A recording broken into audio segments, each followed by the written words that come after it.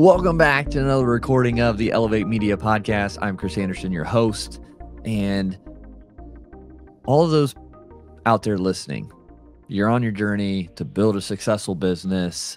Some of you still have your 9-to-5 job, and you might be feeling a little, something in the background. Like, am I doing the right thing? Like, why is this so hard? Like, why do I feel uncomfortable sometimes?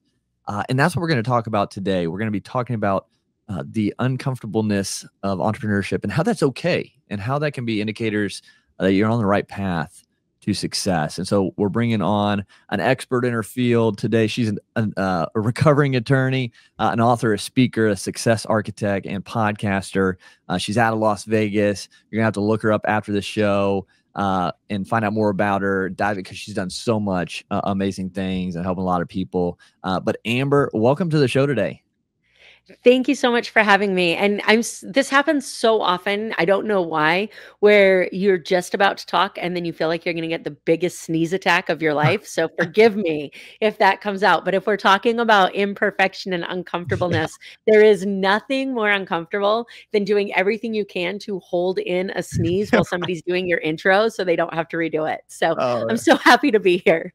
Well, hey, we're grateful for you to be here. And yeah, that's life, right? That's part of building a business, having a life in general. You just can't control everything, and you just kind of roll on the punches or the sneezes, I guess, when they Or come the up. sneezes. Sometimes they feel like punches. Right, absolutely. And a lot of things as we're building businesses can feel like punches, and that uncomfortableness that comes with those. We're going to dive right into it. Why is being uncomfortable okay? Why is taking those punches kind of a good thing sometimes, in your opinion? Yeah, so I'm going to go back. So I'm going to give you the scientific answer, and then we can dig into my story if you want. There was a study done a while back. I can't remember where it was from, that talked about our response to stress, our fight, flight, or freeze responses. Mm-hmm. And biologically, we have warning systems in our body that are meant to protect us from danger. And that danger, when we were evolving, was life-threatening things that were literally trying to kill us, right? Right. And as society has become safer, we no longer have to worry about the fight, flight. I'm sorry, we no longer have to worry about like the saber-toothed tiger that's outside of our cave. Right. Yeah. Our biological responses and our stress responses are still the same. So those our brain is designed to keep us safe. We have this part of our mind called the unconscious mind, or subconscious mind, as some people call it, that is designed to keep us safe. And when it doesn't know what a situation is going to look like, it says, I know that this situation that we're in right now might not be great. It might not be what we want to be doing, but I know how to protect you here. Mm-hmm. When we step outside of that, our brain says, I don't know what it looks like on the other side of this wall, and I don't know how to protect you there. So your fight, flight, or freeze response kicks in.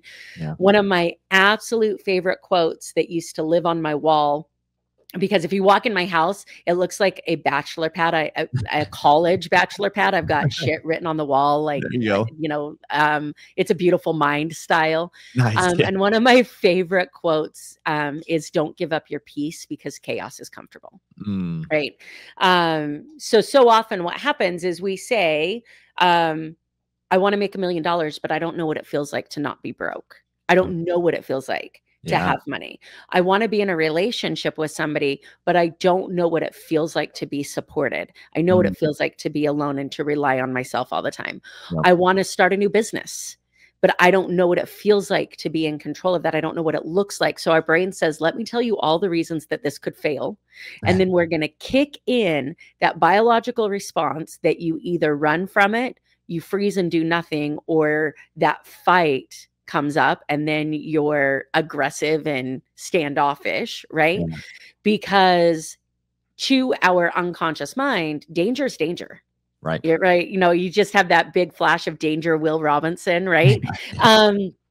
So it's a safety mechanism for our brain to keep us safe. And the more that we can challenge that, and the more that we can show our unconscious mind that we can trust ourselves to protect ourselves in situations, the Mhm. more that we can love that part of us that is trying to keep us safe and acknowledge that a lot of the things it's telling us are complete bullshit, Yeah. the more that we can reach out and try new things, which is why I titled the book Break Your Bullshit Box, Yeah. because that's really what it is a safety container Mhm. where all of the things that are meant to keep us safe live. Right. And we get to say, I hear you. I love you and appreciate you for attempting to keep me safe. Yep. And this is how we're going to do it anyways. Yeah. And I think that's a good thing because, you hear obstacles the way, everything you want is on the other side of fear, all those kind of those sayings. And I think it's true a lot of the times. Obviously, there are moments where you have to heed to those responses, but I think more or less in business, I find more benefit of going through those uncomfortable situations, even if they don't pan out as I thought they would, because I learned so much from it, or I meet so many people through it, um, and I think that's the beauty of it as well. Because I heard, early on, new levels, new devils. So as Yeah. you're, succeeding, as you're growing, there's just gonna be different hard things that you have to go through and accomplish, and so that never changes. No. And And so and I yeah, wish I wish I could be the type of person that would come on your show and say, "I have never questioned being a business oh owner or an god, entrepreneur." But those people are lying, yes, right? 100%, yeah, There have been, I mean, sometimes like 3 or 4 times a day. I'm like, yep, "My God, can I just get a bartending application and go work?" I mean, I'm in Vegas. I could make oh a yeah, for ton sure, of money bartending. yeah, And that's how I worked my way through law school. So I got it covered. It's awesome, like riding a bike.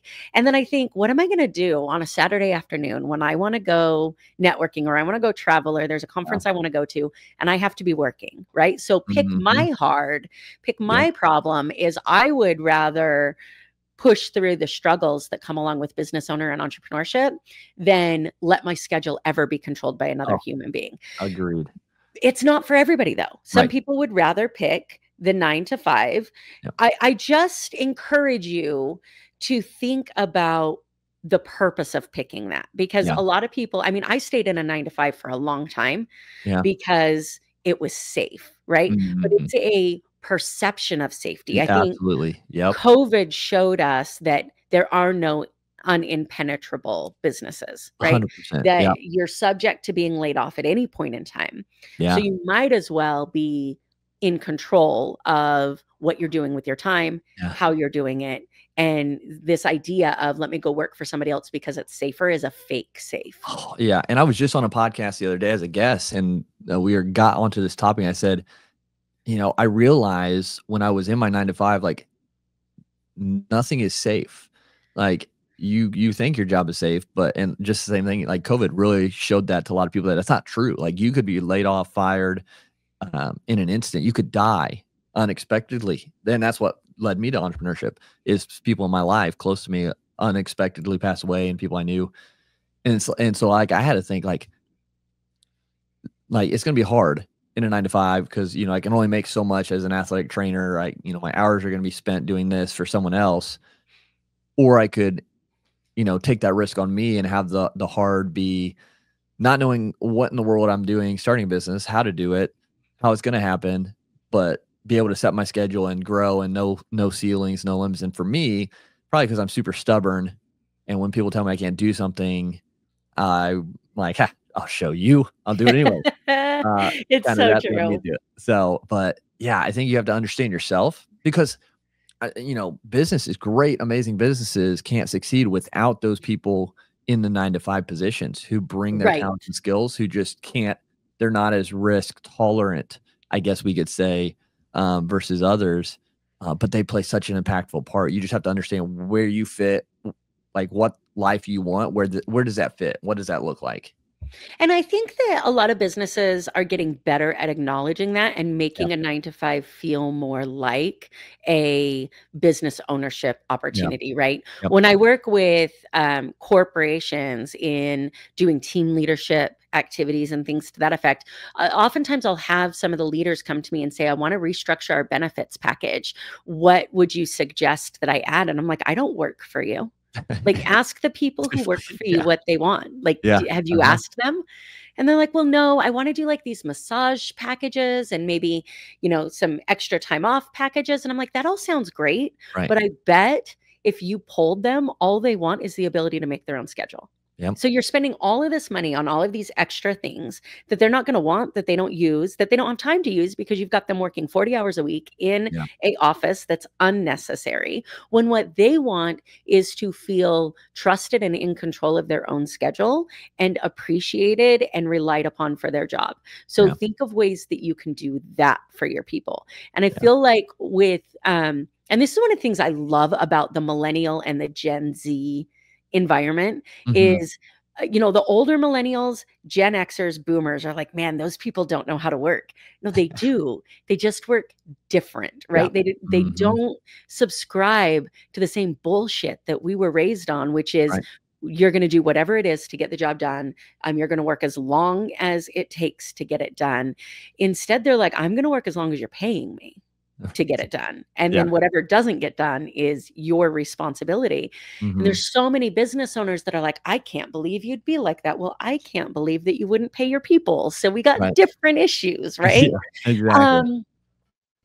I want to jump back just a little bit to this, to this comfort zone conversation, though, because I think that it's so important. And I just want to share that my journey really started with getting uncomfortable before I ever thought about being a business owner. I was struggling with panic attacks. I was struggling with anxiety attacks because I had built my perfect life. I had the 6-figure income. I had the law degree. I had everything that was supposed to make my life better. And when it didn't, I started suffering from panic attacks and anxiety attacks. And somehow through the perfect storm of circumstances, I got invited to workouts in the park, which led to obstacle course racing, which led to 24-hour Tough Mudders and pushing myself farther than I ever thought I could, both physically and mentally. All of this was going on in 2016 into 2017. It was the end of 2017 that I made the decision to open my own business. And a lot of that came from this physical fitness that I had been doing. I told myself I'm not an athlete. And then I just ran an equivalent of a marathon in a 24-hour period with obstacles in the mud without sleeping. I had done 24 Tough Mudders at that point in time. And you start thinking, what else am I lying to myself about? So I wanted to give like this practical piece of advice that we have a phrase in the Tough Mudder community of when was the last time you did something for the first time? And nice. I kind of want your people to sit in that for a minute. If you're listening to this show and you're thinking, what do I do to start getting comfortable being uncomfortable? Think about something that you can do that's new every single day. Is it a sales call? Is it going on a solo date with yourself? Is it going and eating dinner or lunch in a restaurant alone when maybe you've been uncomfortable being alone in places? Is it, I stopped my car in the middle of the road yesterday at a stoplight and went and knocked on somebody's window to tell them their gas tank was open. There were 100 other cars on the road. Everybody saw it. Nobody was willing to get out of their car. That was a new thing for me. Do you think I wasn't self-conscious about what are people thinking about this crazy woman that's walking down the middle of a busy street at a red light? Right. But those things like introducing yourself to somebody at a grocery store, going to a networking event, doing a new workout at the gym, whatever it is, pick one thing that is new for you that you've never done before and push through the uncomfortable of it. And you'll start to realize and to train your brain that it doesn't have to be afraid of things that are new. Yeah. I love that. I think that's a great thing that we can start implementing is like, what's one little thing different today? Maybe send a message, to someone that you would want to connect with for whatever reason, podcast, business, all that, I like that. I like, the solo thing going out. Can you go just sit by yourself and eat and fight through that awkwardness a little bit at first? Like, it's funny. I went to Niagara Falls when I was in college on Easter break. And I had a couple friends that were supposed to go with me. And then they backed out like last minute. I was like, well, forget you guys. I'm still going. Like, I want to see Niagara Falls. Like, never been. So I drove up there, Canadian side, and it's just enjoying it. I was on my own, go around taking pictures of it by myself. I went to the top of the little tower that spins while you eat. Nicer place. You have to dress up for it. Got a table by myself, had lamb by myself while these people were on dates all around me. And like, it was awkward at first. It was like really uncomfortable. Like I felt the sweat starting on my forehead a little bit as people were looking at me like, you get stood up. And I was just like, no, like this is cool. I'm enjoying the moment. And so stuff like that. Like obviously you don't have to take a trip to Niagara Falls, but you could do it in your town. And it's But such you could. Yeah, absolutely could. And so there is so much truth to be able to do these even small things that are uncomfortable daily, that just help so much with growth. I love traveling alone. And my mom, I think I'm a walking panic attack to my mom. Like my entire lifestyle sends her into a spiral. She worries about me every single day because she never knows where I'm going to be. And from somebody who is a planner, she'll call me and be like, where are you going this weekend? I'm going to Nashville for a little bit. When are you coming back? Whenever I get back. I mean, I don't have an in-person meeting for the next 6 weeks. So sometime between now and mid-March, I don't know. And she's like, I don't understand how you do that. When I started allowing myself to travel alone and I started allowing myself to energetically be open to conversation, you meet the coolest people when you travel alone. And just understanding that like, you may never interact with this person ever again. Yet that 45 minutes that you have in the airport while you're waiting for your flight, or the 2 hours on the plane while you're going to your destination, or the dinner that you have alone when you sit at the bar and then you strike up conversation with somebody, those moments are so important even though they're not long-term relationships. Yeah. And those are some of the coolest conversations. Like, you meet some of the, like everyone's story matters. I truly believe everyone's story matters. Everyone's here for a reason and a purpose. And so being able to connect with someone just randomly and hearing a little bit about them and where they're from or you know, whatever it might be, it's just so cool to me, which is probably why I started the podcast. One of the reasons, I just wanted to talk to new people and learn from them and things. But yeah, it really, well, and it widens your worldview too. And you don't know what piece of information they're going to tell you that is going to help you learn or grow. Yeah. Or blow your mind. And, you know, it's just crazy. The opportunities so many people miss because we're too much, you know, in our phones, paying attention down here instead of the world around us. And, so with these things, why is it so important then for entrepreneurs to lean into the discomfort more and more for that success?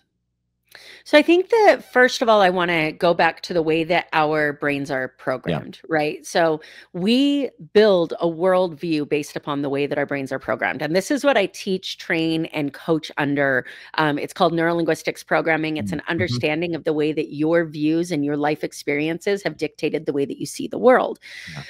So we all kind of go through our lives seeing the world in a certain way. I spent 14 years as a criminal defense attorney. And before I found NLP, I would look at a police report. There'd be 10 witnesses. They would have 10 different statements. And I didn't understand how it happened until I understood that they all have different worldviews. Different things are important to them. They've trained their brain to focus on different elements of an event. And that's what they remembered. So the biggest thing is this phrase of blow your mind. Think of it as like an actual blow your mind, right? Like your mind exists in a certain understanding of the world. And then something happens that is outside of your understanding of the world that makes you think, I didn't know that was actually possible, or I didn't know that things like that existed. And now I have to reconcile what just happened with my understanding of belief of how the world exists. And so the more we can put ourselves in experiences that challenge what we think about the world and the way that we show up in it, the broader our understanding of our own awareness can be, which gives us the ability to see, experience, and be aware of bigger opportunities and other options that we couldn't see before. Does that make sense? Yeah, absolutely. It's almost like, you know, you get to the point where you're like, yes, we're making, you know, 6 figures a year in business. This is awesome. And then you talk to someone who's making 6 figures a month and it's like, whoa, like, Or okay, spending 6 figures a month on ad spend, and you're like, "You spend more on ad spend in a month than I make in a yeah, year," right? exactly. Um, And it's like, wow, Let me give you a there's real life possibilities. example. So Yeah, absolutely. 2020, my story, and I'm very open about this, is I in the past have really struggled with connection, really Mm, struggled with relationships. And a lot of that comes from what my first therapist identified as an abandonment disorder, mm, because people in my life, you talked about grief and people yeah, passing away, and that's been my experience. Between the ages of 7 and 18, I went to 10 funerals, and I didn't know that what that was doing to my understanding of the world is that relationships aren't worth building. People don't stick around. Everybody's going to leave. So for me, relationships were always surface level. And this is yeah, still something that I have to consciously work at, to say, wait a minute, like, this person wants to hear from me. I'm important. yeah. So 2020, my dog died. Mm, And I was devastated. And a mutual friend of ours got on a plane and flew across the country to take me to lunch, just to go back that next morning in Vegas for less than 24 hours, just so that he could show me that he was there for me, that he cared, and that I yeah, was important and that I mattered. yeah. I didn't know people did that. I didn't know relationships like that existed. Then fast forward, so my mind is blown, right? I'm Yeah, like, people don't do this. They don't get on the plane and fly literally across the country from the yeah. East Coast to Vegas just to take somebody to lunch so they know that they're not alone because a pet died, right? Mm, And then fast forward 6 or 7 months, and I had a friend of mine who was in a really, really dark spot. yeah, And my former version of the world might have been, let them know that you're here for them, send them a text message, don't be too invasive. If they want mhm, you there, they'll ask you to come. yeah, Yet my understanding of what relationships could be had just been completely transformed by this experience. So right. instead, I got a plane ticket. I flew to Georgia.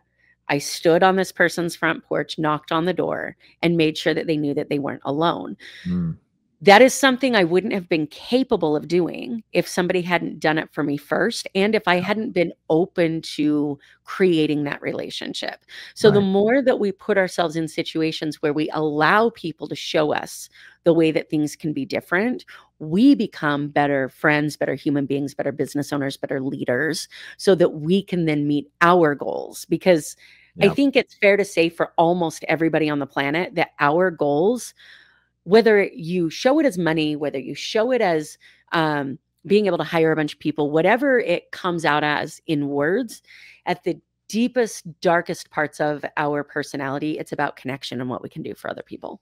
yeah, yeah, I agree. I think and that's a great thing to, like I just listened to a speaker yesterday at a networking event, and they were mentioning kind of that, like, how can we go through the discomfort of showing an exceptional service. So it was a HR regional HR guy from Chick-fil-A here in Indiana, but he was saying like, how can we go above and beyond basically, even if it's uncomfortable for us, like what can we do to leave that resonating memory with individuals so they know, that they're not alone in the situation or that, we truly care more than just, you know, a food chain. And it's kind of Yeah. like that. Like, and I love that. And like for me, it's like, how can I do that? And I try to, write hand letters, like handwritten Hmm. letters, and send to people as a thank you or, follow up in that way.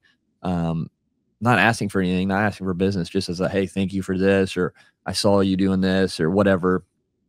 Here's this for encouragement. Like I just mailed a book and a letter to someone today. It's like, how can we do that? And like, it's uncomfortable for me. I'm like, are they gonna make fun of my Hmm. writing? Are they gonna like even care? Like it's just like internal things where it's like, no, it doesn't matter. Like, because it doesn't matter if all that Yeah. negative happens. Like, one good thing could come from it, and that's the most important thing.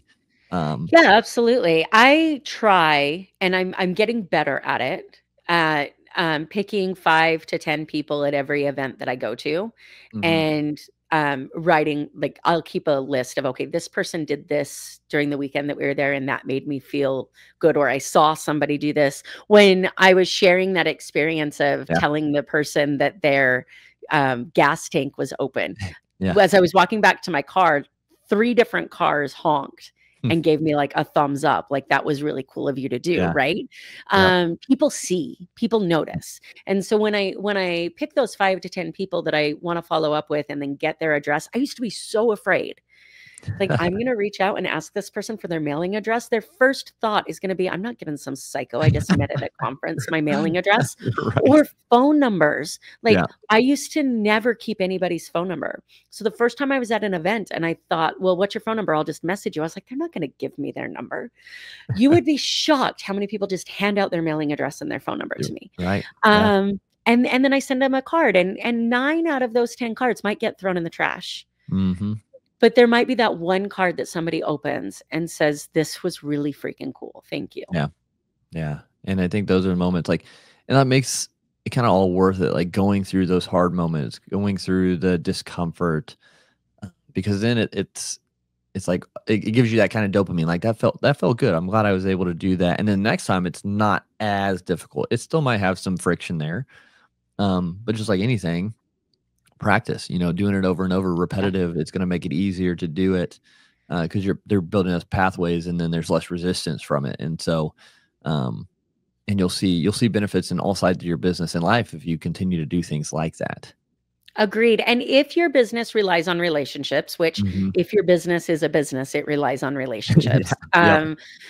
If your business relies on relationships, there was a study done recently that coined the term trust recession, that we're in a trust recession right now, that people are so over being sold for things. They're so over, especially now. Like, I bet if you opened your Facebook Messenger right now, you have at least 10 or 15 message requests in your spam of people who have no contact with you, have never messaged you before, know nothing about you, but are 100% sure that their product or service is going to solve your problems that they know nothing about, right? And I'm not against messaging people. I'm not against a DM strategy. I'm against a mass DM strategy with no relationship building, right? I host live events that then have an upsell at the end of them for additional support. And we found that the ratio of people who will enroll in those on that first offer has gone down significantly because of this trust recession. So when you do things like this to show people that you care, and it cannot be fake.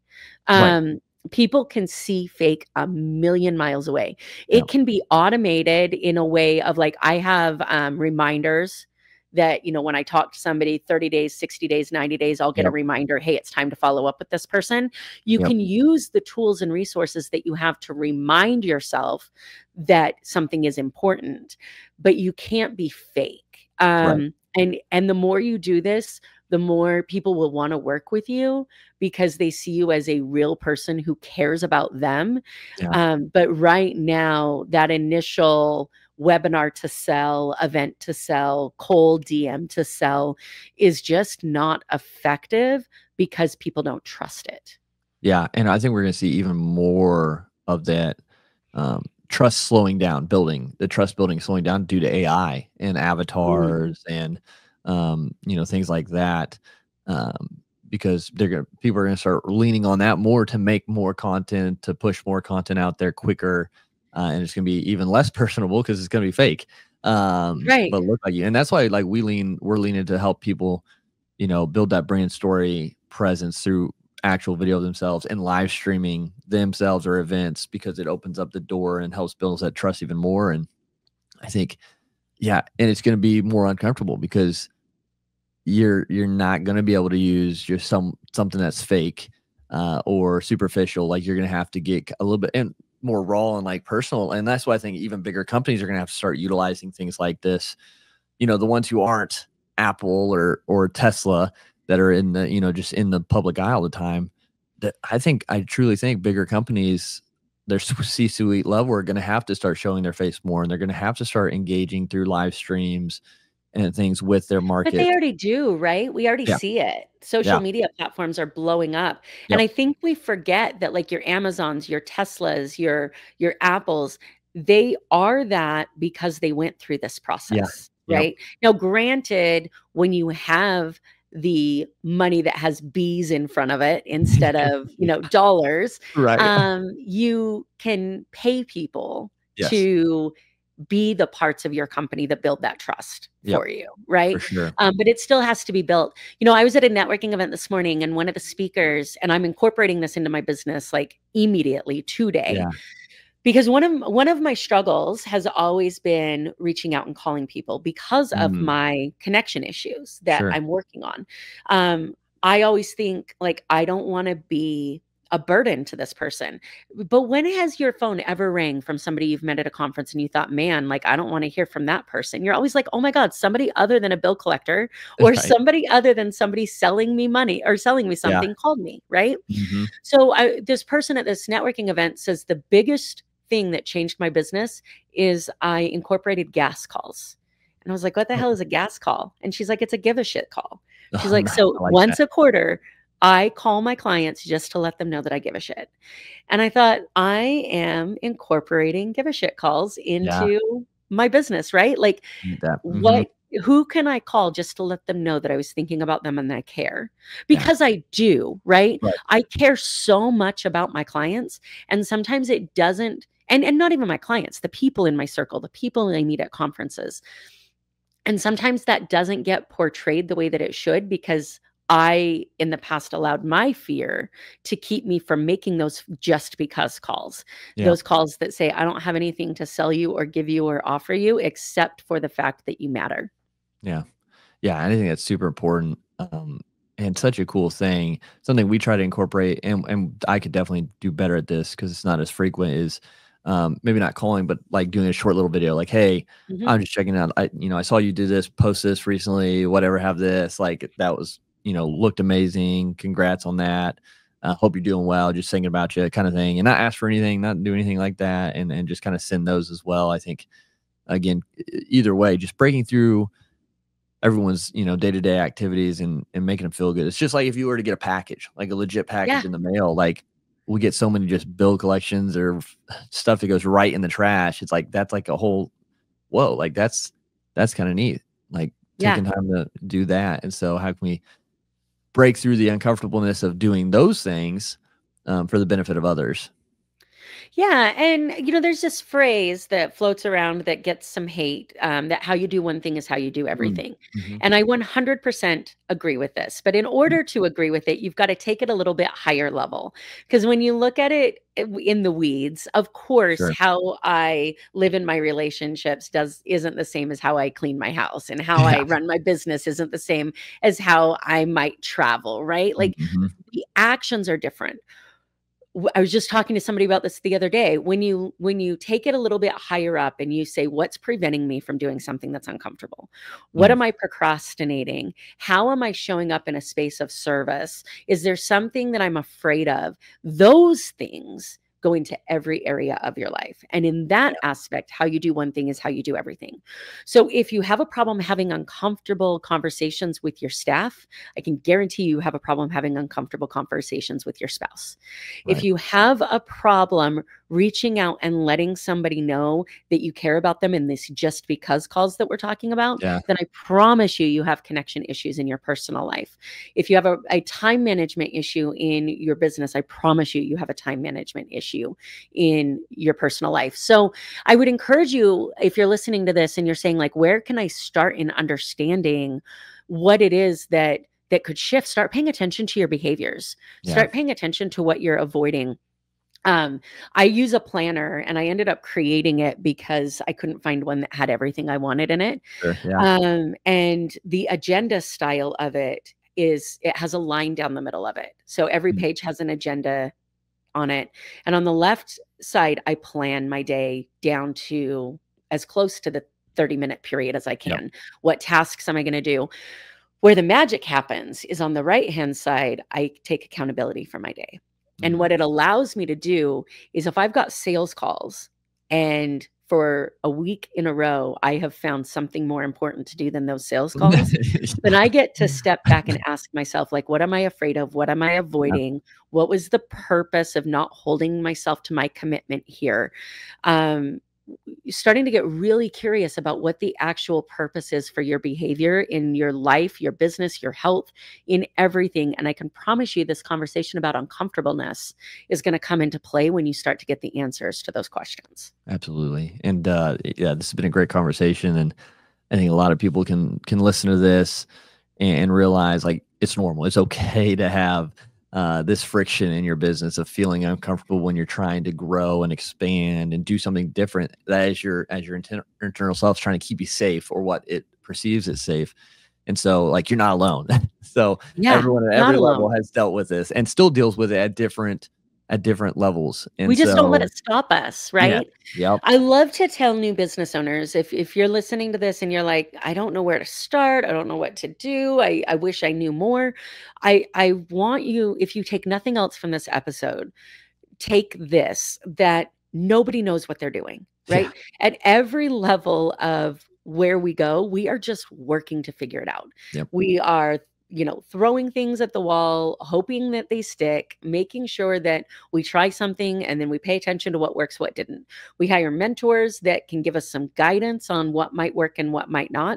At the end of the day, though, it's our job to take action. So if you're sitting back there saying, I just don't know where to start, none of us did. None of us know what the hell we're doing. Yeah. And then you get to that next level and you have the same problems with getting to the next level. You have to act before you know how to act in order for you to figure out what acting looks like. So just take from this that everybody's uncomfortable. Nobody knows what they're doing. We're all doing our best to figure it out as we go, and surround yourself with people who are willing to acknowledge that and join you in the journey.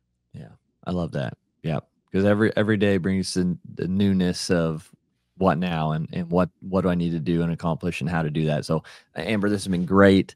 I appreciate your time and being on the show today. If people want to connect with you, find out more about you and learn from you, where's the best place for them to do that? Yeah, absolutely. So you can go to successdevelopmentsolutions.com. My website's there. It has links to the podcast. There's the free Facebook group, which is Break Your Bullshit Box community. So you can join that. And then the podcast as well, Break Your Bullshit Box. You can listen to that, reach out to me. I would love to connect with you. I would love to know what resonated with you or what didn't, and talk to you about kind of where you're at. So feel free to reach out and have a conversation. Awesome. Well, yeah, everyone take her up on that, get connected, continue to learn from her and grow. But again, Amber, thanks so much for being on the Elevate Media podcast today. I am so thankful for it. Thanks for making the time for me. Absolutely. And if you're listening to this and you got something out of it, make sure you're following the show, subscribe to it, leave us a review to let us know that you're still, gaining what you need from it so we can continue this going forward, and share this episode with someone who's out there trying to, become a different version of themselves or start a business. Because together in sharing, we can reach so many more people, and we appreciate everyone out there listening and sharing this among their networks. But until next time, continue to go out there, elevate your life, elevate your business, and we'll talk to you again soon.